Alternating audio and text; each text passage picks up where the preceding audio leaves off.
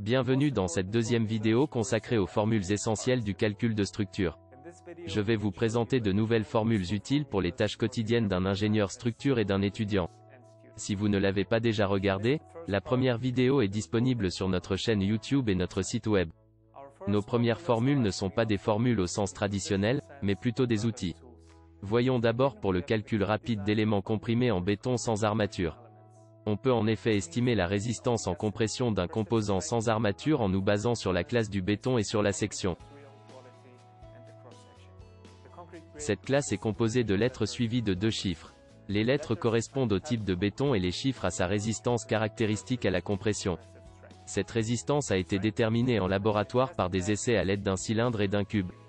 Par souci de sécurité, nous utilisons ici la valeur la plus faible pour le calcul. Bien sûr, il s'agit de la valeur de calcul et non de la valeur caractéristique. Prenons l'exemple d'une section rectangulaire de 30 par 50 en béton C30-37. Il suffit de multiplier l'aire de cette section par la valeur de calcul de la résistance en compression afin de déterminer l'effort de compression qui peut être absorbé. Ce composant sans armature peut absorber cet effort. Notre deuxième outil est une formule pour évaluer rapidement la quantité d'acier d'armature dans une poutre. Prenons l'exemple d'une poutre à travée simple avec une charge linéique uniforme. Il faut d'abord connaître la formule du moment fléchissant maximal au milieu de la travée.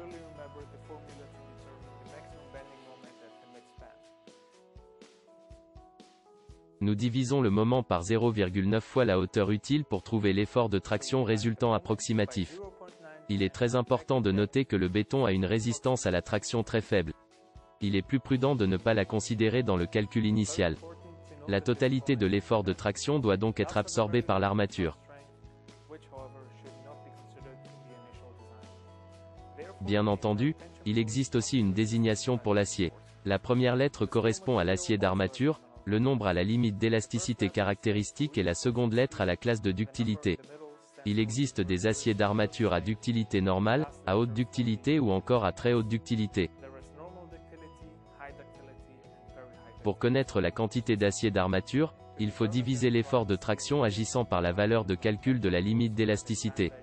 Pour obtenir cette quantité en centimètres carrés, il faut également convertir la limite d'élasticité en kilonewtons par centimètre carré. Enfin, on obtient le nombre et le diamètre exact des barres de traction par calcul ou dans un tableau. Veuillez noter qu'il faut toujours arrondir ces valeurs à la valeur supérieure. Nous allons désormais mettre tout cela en application à l'aide d'un exemple.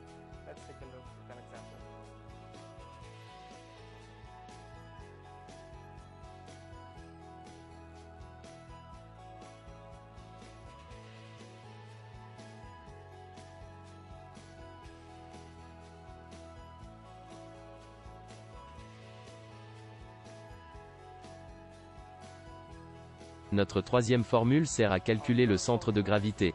En mécanique classique, en calcul de structure ou même en génie mécanique, il est toujours utile de savoir calculer le centre de gravité d'une section complexe ou composite. Il faut prêter attention aux aspects suivants. Il est nécessaire d'avoir un système de coordonnées de référence car il va servir à trouver les coordonnées du centre de gravité à l'aide d'une formule. L'aire de la section doit pouvoir être divisée en forme simple pour trouver les coordonnées de leur centre de gravité respectif. On les appellera ici les centres de gravité partiels. Analysons maintenant une section en forme de L. Pour déterminer son centre de gravité, nous la divisons d'abord en deux rectangles dont nous calculons les aires et les centres de gravité partiels. Les coordonnées du centre de gravité de cette section en L sont obtenues à l'aide des formules suivantes. Il s'agit des sommes des aires partielles multipliées par la distance entre les centres de gravité partiels et l'origine du système de coordonnées de référence, à travers l'aire complète de la section. La vidéo précédente présentait le moment d'inertie d'une section rectangulaire symétrique. Cependant, les sections des structures en acier sont souvent plus complexes, telles que des profilés en I soudés les uns aux autres.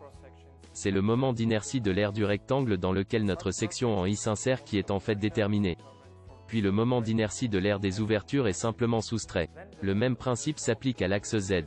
Si les épaisseurs ou les largeurs de la semelle sont différentes, elles sont souvent négligées dans le cas d'une analyse rapide et considérées uniquement dans le cadre du théorème de transport. Le module élastique de ces sections est obtenu de la même manière que pour un rectangle classique. Nos dernières formules sont des vérifications rapides pour déterminer la résistance en flexion de la section prise comme exemple dans cette vidéo. Considérons-la comme une poutre à travée simple avec une charge de barre constante. Il ne reste plus qu'à vérifier si notre poutre peut absorber le moment fléchissant maximal.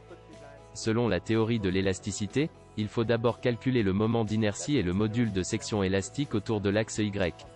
Le moment fléchissant est ensuite divisé par le module de section pour déterminer la contrainte efficace. Il est facile de déterminer la limite d'élasticité à partir de la nuance de l'acier.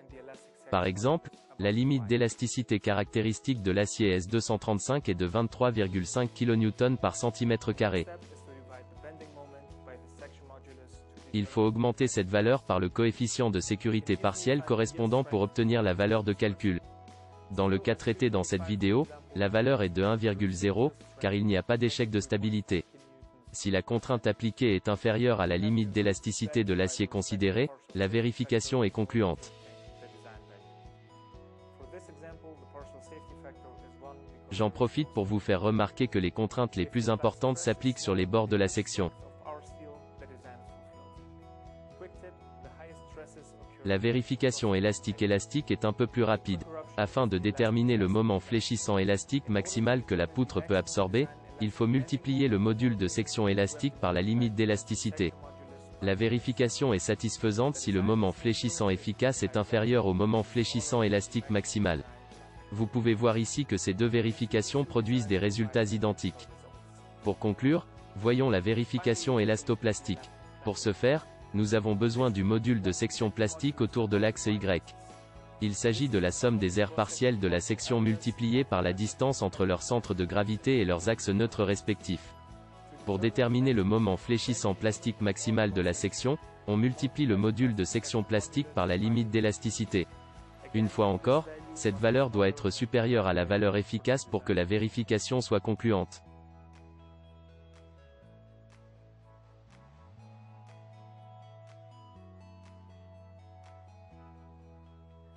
Cette deuxième partie sur les formules essentielles du calcul de structure touche à sa fin.